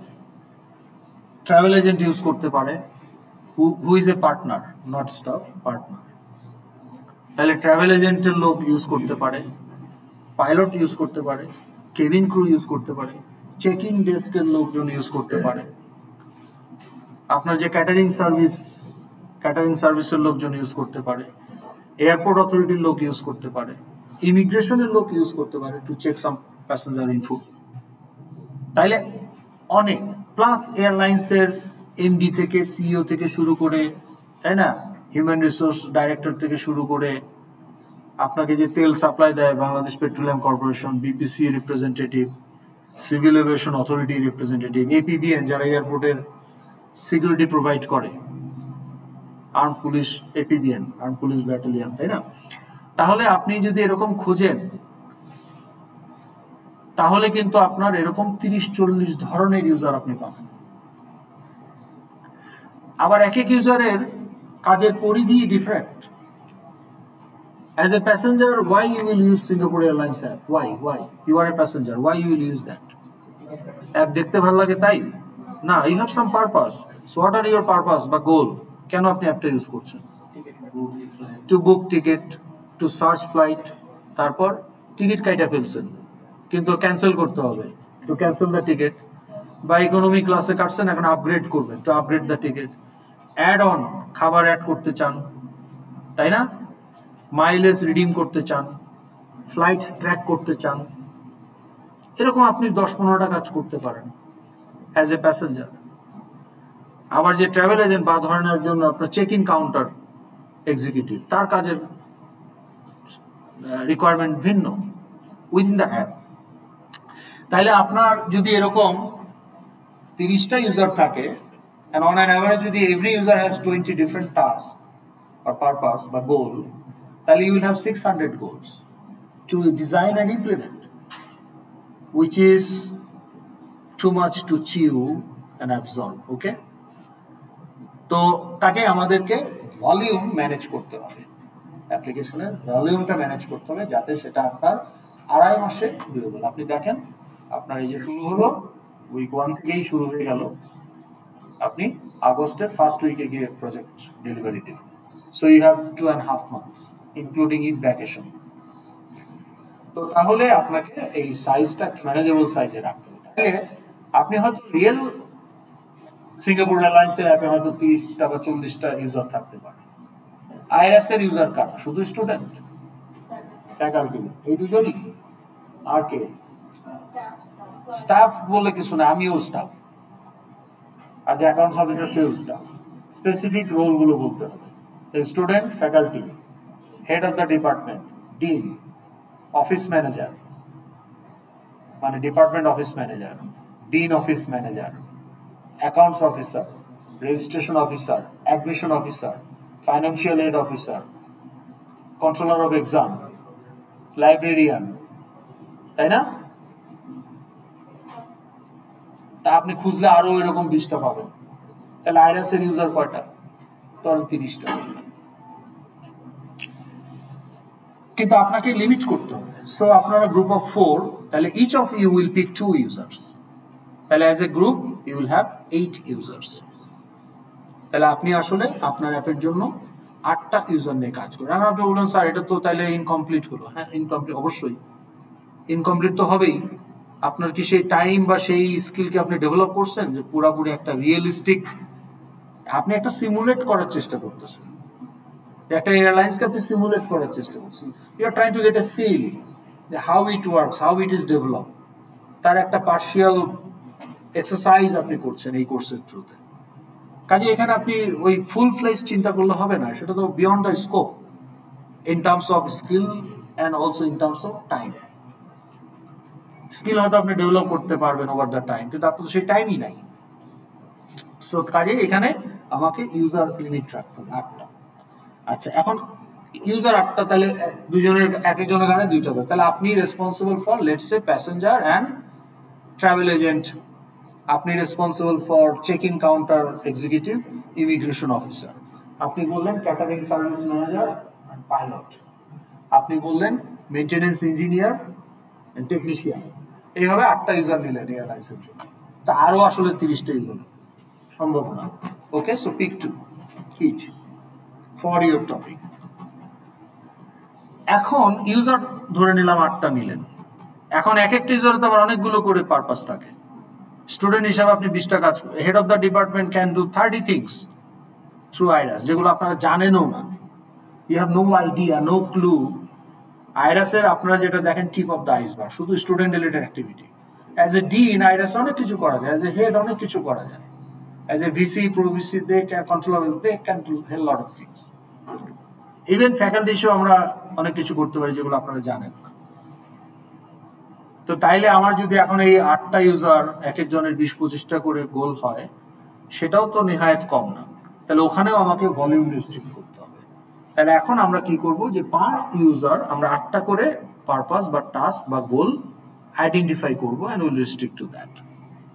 সো আমাদের অ্যাপ একটা পার্শিয়াল অ্যাপ হবে, not covering all possible users with all possible activities, যেটা রিয়েল অ্যাপে হয়তো বা হবে, কিন্তু তার একটা ফ্র্যাকশন আমরা এখানে করার চেষ্টা করব। তাহলে আপনার কাজ হলো identify 8 users, split 2 user, each of you will be responsible for 2 users, and then now identify the 8 tasks for each user. ঠিক আছে? তাহলে এটা হচ্ছে আপনার রিকোয়ারমেন্ট অ্যানালাইসিসের first step, the user identification and the task identification goal. Next what? এখন কি আপনি ডিজাইন করতে পারবেন? না, পারবেন না, because now you need to know the working mechanism of those tasks at organizational level. হয়তো একটা কোম্পানির কোনো অটোমেশন নাই, কিন্তু তাদের তো একটা ম্যানুয়াল প্রসেস আছে। তাদের একটা রুলস রেগুলেশন আছে, কন্ডিশনস মিট করতে হয়, প্রিরিকুইজিট থাকতে পারে, অনেক কিছুই থাকতে পারে টু পারফর্ম এ টাস্ক। আপনি ব্যাংকে একটা অ্যাকাউন্ট খুলতে যাবেন, এখন তো অনলাইন হয়ে গেছে, কিন্তু ধরুন 15 বছর আগের কথা, যখন অটোমেশন হয় নাই ব্যাংকিং সেক্টর, 20 বছর আগের কথা, তখন তো সবকিছু ম্যানুয়ালি করতে হতো, কিন্তু গিয়ে হাজির হলেই কি একটা অ্যাকাউন্ট খোলা যাইতো? ওটার একটা প্রসিডিউর আছে। তাহলে সেই প্রসিডিউরটাকে তো আপনার অটোমেশনের আওতায় আনতে হবে। So you need to know the procedure, working procedure of that task, how it is achieved. Okay, তাহলে আমি যদি বলি যে স্টুডেন্ট ক্যান রেজিস্টার কোর্স, এটা স্টুডেন্টের একটা goal, student is a user for IRAS, তা আপনি স্টুডেন্টের জন্য 8টা ইউজার পিক করলেন, তার মধ্যে student user, so she decided to work with student user. তাহলে উনি আইডেন্টিফাই করলো যে কোর্স রেজিস্ট্রেশন করা যাবে, এটা একটা গোল। তো এটা জানলেই তো আমি ডিজাইন করতে পারবো না, ওনাকে জানতে হবে কোর্স রেজিস্ট্রেশনের প্রসিডিউরটা কি, হোক ম্যানুয়াল, কিন্তু প্রসিডিউরটা তো জানতে হবে। তাহলে প্রসিডিউরটা কি, এটা তো টাইগার আইটির লোক জানে না। তাহলে আপনাকে ক্লায়েন্টের সাথে বসতে হবে, মিটিং করতে হবে, ডিসকাশন করতে হবে, FGD, focus group discussion, interview, questionnaire, survey, এগুলো করে আপনাকে ডাটাগুলো বের করে নিয়ে আসতে হবে। That is the part of your requirement analysis. এবং সেই ডাটাগুলো আপনি তখন একটা ডকুমেন্টে সাজাবেন, সেটা আপনার একটা টেমপ্লেট। তাহলে এই যেখানে টেমপ্লেট সেকশনে গিয়ে আপনি আরেকটা টেমপ্লেট পাবেন, সেখানে আপনি এই রিকোয়ারমেন্ট অ্যানালাইসিস ওই টেমপ্লেটের মধ্যে বসাবেন। তাহলে আপনাদের ইউজার কয়টা? 8টা। তাহলে টেমপ্লেটে 8টা টেবিল রেডি করা থাকবে, এক একটা টেবিলে আপনি 8টা গোলের ওয়ার্কফ্লো বা ওয়ার্কিং প্রসিডিউর গুলো স্টেপস আকারে লিখবেন। তাহলে আমার কোর্স রেজিস্ট্রেশনের ওয়ার্কফ্লো কি হবে বলেন দেখি। ধরেন আপনি ম্যানুয়ালি গেছেন, অটোমেশন নাই, আইরাস ডাজ নট এক্সিস্ট, আপনি আসছেন আইইউবিতে কোর্স জয়েন করতে, কি স্টেপটা কি, মানে এটাকেই যদি ম্যানুয়ালি চিন্তা করেন, হ্যাঁ হ্যাঁ, আপনি রেজিস্ট্রার অফিসে যাবেন বা ডিপার্টমেন্টে যাবেন, ম্যানুয়াল ফর্মে আপনাকে রেজিস্ট্রেশন করে দিবে অ্যাডভাইজার, তারপরে সেটা নিয়ে আপনি রেজিস্ট্রার অফিসে যাবেন। তাহলে এখানে কতগুলো স্টেপ আছে। প্রথম স্টেপ হলো আপনি আসছেন আমার কাছে অ্যাডভাইজিং করতে, আমি লিস্ট খুলে দেখবো আপনার ডেট তো আজকে না, আজকে আসছেন কেন, কালকে আসেন। তাহলে আগে আপনার ডেট অ্যান্ড স্লট আমাকে মিলাইতে হবে। আচ্ছা, তারপরে আমাকে রেজিস্ট্রার অফিস থেকে লিস্ট পাঠাইছে, এরা প্রবেশনে আছে, এদেরকে রেজিস্ট্রেশন না কইরা রেজিস্ট্রার অফিসে পাঠাই দিয়ে, হ্যাঁ এরা প্রবেশনে পড়ে গেছে, অ্যাডমিশন ক্যান্সেল হওয়ার পথে, কোর্সে কিন্তু পরের ব্যাপার, আগে তাকে পারমিশন দিতে হবে, মুচলেখা দিতে হবে যে আমি আমার সর্বোচ্চ চেষ্টা করিব এইবার প্রফেশন থেকে বের হয়ে আসার জন্য, হ্যাঁ তারপরে রেজিস্ট্রেশন। তাহলে এগুলো অর্গানাইজেশনাল প্রসিজিওর, কিছু করার তো নাই। তাহলে আপনাকে সেটা জানতে হবে না অ্যাজ দ্য ডেভেলপার। তাহলে আপনি স্টেপে কি লিখবেন, প্রথমে লিখবেন যে দেখতে হবে যে তার যে আইডি, সেই আইডি অনুযায়ী তার যে ডেট স্লট সেই অনুযায়ী এটা ম্যাচ করে কিনা। আচ্ছা, তারপরের স্টেপে আপনি লিখবেন যে তার সে প্রফেশন আছে কিনা, ডকুমেন্ট পেন্ডিং আছে কিনা, বিল পেন্ডিং আছে কিনা। এগুলো থাকলে করা যাবে না, কিন্তু এগুলো যখন না থাকবে তখন তাকে তার আইডি অনুযায়ী, এখন 700 সেকশন অফার হয়েছে, সবগুলো দেখাবেন। তাহলে তার জন্য যে রিলেভেন্ট সেগুলো দেখাবেন, তাহলে বলা থাকতে হবে না, নাহলে তো প্রোগ্রামার তো ফিল্টার করবে না, সবগুলো দেখাই দিবে। তাহলে আপনাকে তো ফিল্টার যে করতে হবে আপনার মেজর মাইনর দিয়ে, এটা বলা থাকতে হবে তো প্রসেসের মধ্যে, বুঝতেছেন? তারপর আপনি যখন একটা সিলেক্ট করবেন তখন দেখতে হবে যে সেকশন ওভারফ্লো হয়েছে কিনা। আচ্ছা, সিলেক্ট করলেই তো আপনাকে দিবে না, আপনি যদি কাপড় কোর্স হয় থিওরি নিলে ল্যাবও নেওয়া লাগবে, ল্যাব নিলে থিওরিও নেওয়া লাগবে, সেগুলো নিচ্ছেন কিনা। ফাইনালি যখন রেজিস্ট্রেশন করতে যাবেন আপনার ফাউন্ডেশন বাকি আছে কিনা, হাবি জাবি যে নিয়ম কানুন আছে এগুলো তো আপনাকে লিখতে হবে, লিখলে প্রোগ্রামার সেটা রিয়েলাইজ করতে পারবে in the implementation. That is workflow. অনেক কিছু।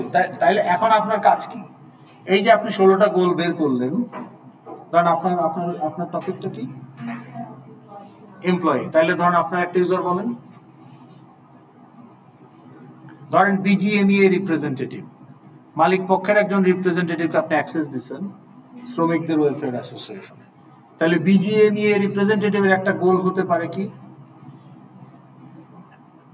ভিউ রিপোর্ট অন সামথিং, যেটা মালিক পক্ষ হয়তো দেখতে চায় শ্রমিক ওয়েলফেয়ারের জন্য, যে কতজন শ্রমিককে ফ্যাসিলিটি দেওয়া হয়, ধরেন হসপিটালে কতজন শ্রমিকের মেডিকেল অ্যাসিস্ট্যান্স করা হয়েছে ফ্রম দ্য ওয়েলফেয়ার অ্যাসোসিয়েশন।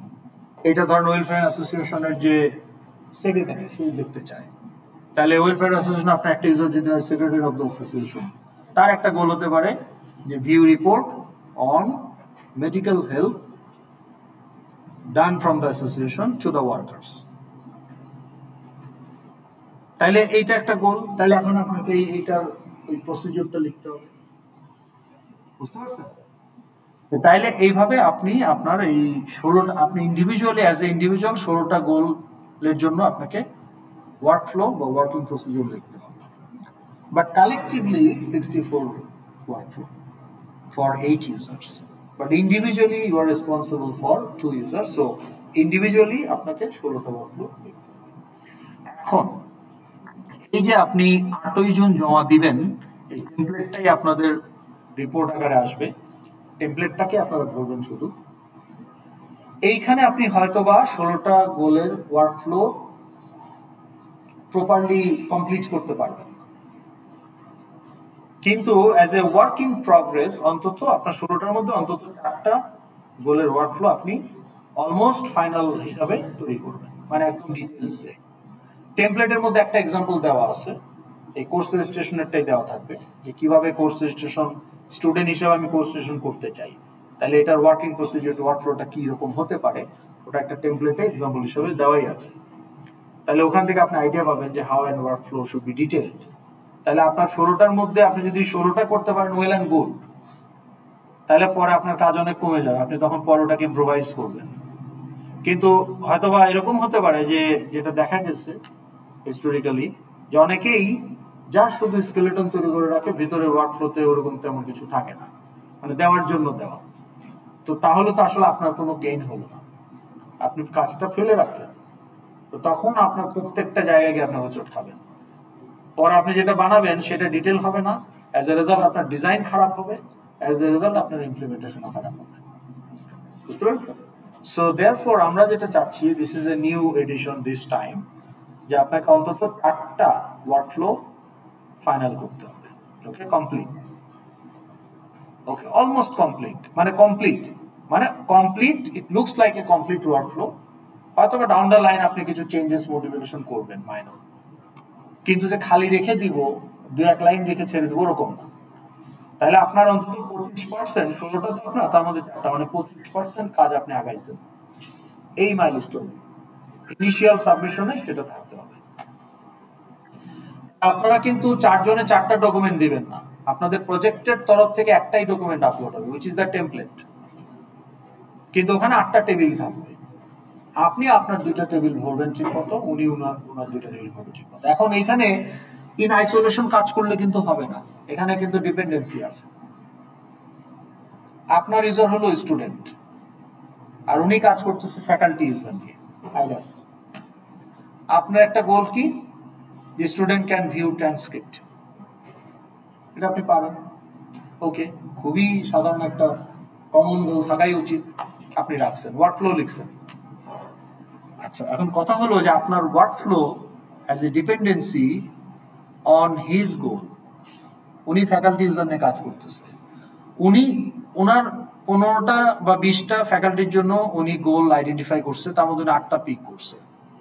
ওই 8টার মধ্যে ফ্যাকাল্টি ক্যান সাবমিট গ্রেড, এই গোলটা নাই। তো টেকনিক্যালি তো ওনাকে আমি কিছু বলবো না, কারণ বলা হয়েছে আপনি 8টা নেন, উনি তো 8টা নিচ্ছে, কিন্তু এইটা উনি নেয় নাই। বাট এইটা যদি না থাকে, faculty can submit grade by IRAS, এইটাই যদি আইরাসেই না থাকে, ওনার ট্রান্সক্রিপ্ট জেনারেট করবে কি দিয়ে, রেডি তো নাই সিস্টেম। তাহলে ওনার goal now become unachievable because her goal has a dependency on one of his goals, which is as a faculty should be able to submit the grade. তাহলে faculty grade submit করবে, এই গোলটা যদি implemented না হয়, ওনার transcript generation গোল কখনোই achievable হবে না। সো ওই বিচ্ছিন্ন দ্বীপের মতো কাজ করবেন না, নিজেদের মধ্যে আলাপ আলোচনা থাকবে। হ্যাঁ, এখন এখন কথা হলো যে যদি এরকম সিচুয়েশন হয়েই যায় কি করবেন, 2টা অপশন, হয় ওনাকে ট্রান্সক্রিপ্ট ভিউ বাদ দিতে হবে, অথবা আপনাকে ফ্যাকাল্টি গ্রেড সাবমিশন অ্যাড করতে হবে। তাইলে আপনাকে অ্যাড করতে হলে আপনার 8টা থেকে একটা কার্ড বাদ দিতে হবে, আর উনি যদি জেনারেট ট্রান্সক্রিপ্ট ভিউ বাদ দেয় তাহলে ওনাকে আবার নতুন একটা গোল অ্যাড করতে হবে। এখন কোনটা করবেন? ওনারটা রাখবেন, উনি রাখবে, আপনি ইন্ট্রোডিউস করবেন, নাকি উনি বাদ দিবে আপনারটা থাকবে? সেটা তো করেন নাই, বানাই ফেলছেন। এটাই তো প্রবলেম, এই জন্য এই সমস্যাগুলো ধরাই দিচ্ছি আগেই। করেন নাই, আপনাদের কে স্যাক্রিফাইস করবে? যার ইগো বড়, যে বেশি দামি গাড়িতে আসে? ইজি না, যেটা মোর লজিক্যাল। এখানেই টিম ওয়ার্ক। এখানে ইগো সাইডে রেখে, পকেটে রেখে, টিমের মধ্যে আলাপ আলোচনার মাধ্যমে ডিসাইড করতে হবে which one is more logical. Keeping the view transcript and introducing grade submission, নাকি গ্রেড সাবমিশনও বাদ, ভিউ ট্রান্সক্রিপ্টও বাদ, অন্য কোনো গোল? তো কাজে এখানে ডিপেন্ডেন্সি আছে, not only in the requirement analysis phase, but also in the design phase, but also in the implementation phase. আপনার একটা কোড ওনার একটা লেখা মেথডকে, ফাংশনকে কল করবে, তো উনি যদি সেই ফাংশনটা নাই লেখে, আপনার ওই কল কাজ করবে কিভাবে? বুঝলেন নাই? তো কাজে এখানে টিমের মধ্যে কোঅর্ডিনেশন থাকতে হবে। এই জন্য চারজনের মধ্যে যে একটু সিরিয়াস তাকে টিম লিডার করেন। কারণ কি, এই সবাই যদি একটু কম সিরিয়াস হয়, কেউ নিজেদের মধ্যে যোগাযোগ করতেছে না, হ্যাঁ কনসার্ট হবে ওইটা টিকিট নিয়ে অনেক বেশি ব্যস্ত, হ্যাঁ এখন সময় নাই, হ্যাঁ I am on the move, আমি এখন দেশের বাড়ি যাচ্ছি, guys I am in Lawachara, হ্যাঁ এখন একটা বেরোচ্ছে না, দাঁড়ায় থাকে চারদিক দিয়ে ঘুরে ক্যামেরা, এইসব নিয়ে আমাদের সময় নাই তো টিম ডিসকাশন করার। তো টিম লিডারও যদি ওইরকম হয় তাহলে কিন্তু গেছে টিম লিডার কাজ হয়, দোস্ত প্লিজ আমরা কিন্তু পিছিয়ে যাচ্ছি, বসা দরকার। এবং কিছু আপনার রেসপন্সিবিলিটি আছে টিমের তরফে, যেমন আপলোডস গুলো সিঙ্গেল হ্যান্ডেডলি এক জায়গা থেকে হবে, টিম লিডার করবে। টেমপ্লেটটা যার যার মতো করে জোড়া দেওয়াটা আর কিছু নাই। আমরা সিএসসি পড়তে আসছি, we have to take advantage of the technology, তাই না? তাইলে আপনারা ক্লাউডে সব কাজ করবেন। তাহলে টিম লিডার উইল ক্রিয়েট, টেমপ্লেটটাকে ইউজ করে সে একটা গুগল ডক্স তৈরি করবে উইথ দ্য টেমপ্লেট, এবং বাকি তিনজনকে সে রাইট অ্যাক্সেস দিয়ে দিবে। তখন কি হবে, ওই গুগল ডক্সেই সবাই যার যার টেবিল, 2টা করে টেবিল ফিল আপ করবে। তো কেউ কম করবে, কেউ বেশি করবে, বাট সবই অটোমেটিক একটা ডকুমেন্টের মধ্যে আছে। টিম লিডার ওইটাকে পিডিএফ করে আমাকে আপলোড দেবে ডেডলাইনের মধ্যে। তাইলে এই যে একটা কমন ওয়ার্ক প্লেস তৈরি করা, এই কাজগুলো টিম লিডারকে করতে হবে। আপনি যখন একটা টুল ইউজ করে ক্লাস ডায়াগ্রাম বানাবেন, ওখানে একটা অনলাইন টুল ইউজ করতে হবে, সেখানেও টিম লিডার ওটা ফ্যাসিলিটেট করবে। সবাই যদি যার যার মতো বানায়, আপনি তো ইন্টিগ্রেট করতে পারবেন না। আপনাদের যে কোডিং পার্ট প্রজেক্ট, এটাও আপনি যার যার পিসিতে করে নিয়ে এসে জোড়া দিতে গেলে দেখবেন যে মহা গন্ডগোল হয়ে গেছে শেষ মুহূর্তে, ডিফিকাল্ট, সম্ভব না। তো আপনাকে শুরু থেকেই একটা কোলাবোরেটিভ প্রজেক্ট হিসাবে আপনার এই গিটহাবে আপনার প্রজেক্টটাকে লঞ্চ করতে হবে শুরুতেই, এবং গিটহাবে আপনার টিম লিডার, যে গিটহাবের উপর আপনাদের টিউটোরিয়াল দেওয়া হবে যারা জানেন না। ইকরাম অলরেডি এক্সপার্টিস বিল্ড করছে, ইকরামকে আমি অলরেডি বলা আছে, সে গিটহাবের উপর আপনাদের প্রথম টিউটোরিয়ালটা গিটহাবের উপরেই দিবে সে। Okay, so you will know how to use the git, and it's very important for your portfolio also. গিটহাবে যদি আপনার একটা হেলদি পোর্টফোলিও না থাকে for the projects that you have done in all the courses, আপনার যদি একটা GitHub repository না থাকে, আপনি ইন্ডাস্ট্রিতে আউটডেটেড, কোনো এমপ্লয়ার আপনাকে ইম্পর্টেন্স দিবে না। ভাই আপনি computer science engineering a major করছেন, আপনার একটা GitHub রেপো নাই,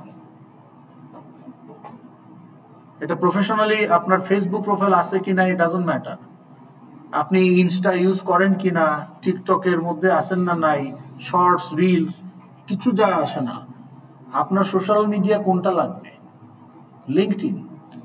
আপনার প্রফেশনাল ফিল্ডের জন্য LinkedIn is very important. All the reference, all the jobs, all the networking with the other professional in the industry, everything will happen through LinkedIn. Okay, এগুলো হচ্ছে amusement. Facebook, Instagram, Twitter, এগুলো হচ্ছে আপনার মানে আপনি অনেক টায়ার্ড হয়ে গেছেন, একটুখানি এই ব্রেনকে একটু স্টিমুলেট করলেন, ওকে, ফানি ওয়েতে, দ্যাটস ইট। বাট এটা আপনার মানে unless you are a content creator, okay, you want to fool around with the lazy people, including myself, okay, to earn money by creating content, okay? আছে না আমাদের আইবিরই তো আছে, রাফসান্দার ছোট ভাই, সে তো আমাদের আইবির স্টুডেন্ট। আপনি নাকি আপনার ছেলের সাথে মিল আছে দেখি, আপনার cousin? So I am not undermining anybody, কিন্তু সেটা হচ্ছে ডিফারেন্ট একটা জায়গা। কিন্তু আমরা এখানে যে কাজের জন্য আসছি, এটার জন্য আপনাকে প্রফেশনাল লিঙ্কডইন, তাহলে লিঙ্কডইন প্রোফাইল এটা মাথায় রাখেন। ইন্টার্নশিপের জন্য কিন্তু চাওয়াই হবে you have a LinkedIn profile, আর লিঙ্কডইন প্রোফাইল থাকবে, but on top of that আপনাকে গিটহাবে একটা স্ট্রং রেপো তৈরি করতে হবে। Keep all your projects from all the course beginning with this course, এই কোর্সের যে আপনাদের টিম ডেভেলপমেন্ট প্রজেক্ট, যেটা intelligent project, Java project, that should be on the GitHub. গিটহাবের আপনার নিজের পার্টটা লোকাল মেশিনে করবেন, গিটহাবে সেটা পুশ পুল সিনক্রোনাইজ হবে, এবং এখানেও গ্রুপ লিডারের একটা রোল আছে কনফ্লিক্ট হলে ভার্সন কন্ট্রোল করার জন্য। তো এই ট্রেনিং গুলো ইকরাম আপনাদের দিবে, ডোন্ট ওয়ারি অ্যাবাউট দ্যাট, ওকে? না, কারণ আমাদের তো ফার্স্ট ক্লাস আজকে গিয়ে আপনারা যেটা করেন ওরা আসলে টুইসডে তো কোনো কারো ডেট নাই, টুইসডেতে কোনো এসওটি নাই, সো ওয়েডনেসডে থেকে শুরু হবে। ওয়েডনেসডে হচ্ছে ধারা is in India, she will be back, কিন্তু আমি বলছি একটু বাদ দেওয়া যাবে না, অনলাইনে নিতে হবে, হ্যাঁ, শর্ট পিরিয়ডের জন্য হলেও নিতে হবে। তো ধারা আপনাদেরকে এই যে ক্লাস ডায়াগ্রাম এগুলো নিয়ে ভালো আইডিয়া দিতে পারবে, ওকে? আর বৃহস্পতিবারে খুব সম্ভবত ইকরামের সেশন আছে, আমি ইকরামকে অলরেডি বলে রাখছি, আমার বলে দেবো যে ফার্স্ট সেশনটা যাতে সে গিটের উপরে নেয়, ঠিক আছে? তো মিন হলে আপনারা কি করবেন, নেক্সট ক্লাসে আসার আগে 8টা ইউজার বাইর করেন, 8টা ইউজারের 8টা করে গোল বাইর করেন, খাতায় লিখে নিয়ে আসেন, খাতায় লেখেন, গুগল ডক্সে লেখেন, যেখানে লেখেন লিখে নিয়ে আসেন। ক্লাস আমি জিজ্ঞেস করবো র্যান্ডমলি আপনারা বলবেন, আমরা পোস্টমর্টেম করবো, ঠিক হয়েছে কি হয় নাই, অ্যাকসেপ্টেবল অর নট অ্যাকসেপ্টেবল। তাহলে আপনি এখন এই কাজটা নেক্সট ক্লাসে আসার আগে করে আসবেন, বুঝতে পারছেন? টাইম শেষ না? ওকে, রেকর্ডিংস এগুলো সব পেয়ে যাবেন, আমাদের আলোচনা শেষ হয় নাই।